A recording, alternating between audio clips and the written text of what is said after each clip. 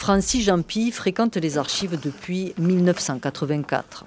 Ce généalogiste découvre ici des documents qui datent de plusieurs siècles et qui parfois font écho à l'actualité.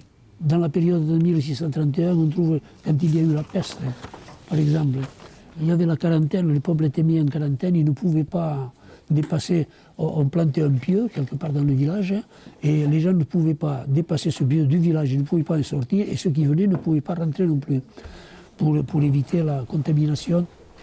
Dans ces kilomètres de linéaires sont soigneusement entreposés des documents publics, privés, ecclésiastiques ou royaux. Ce parchemin est un des plus anciens conservés ici. Il a plus de 1000 ans. C'est un exemplaire unique d'un type d'écriture qu'on appelle carolingienne.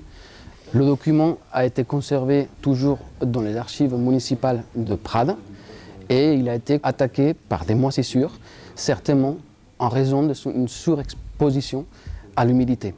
Depuis qu'il est rentré aux archives départementales, la charte a été conditionnée dans cette boîte et il a été mis à l'intérieur d'une pochette en PVC qui permet à l'air de circuler et à la charte de respirer.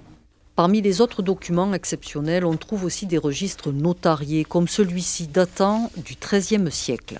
C'est des documents qui renseignent les historiens sur la vie quotidienne de la population perpignanaise à cette époque, à l'époque des rois de Majorque.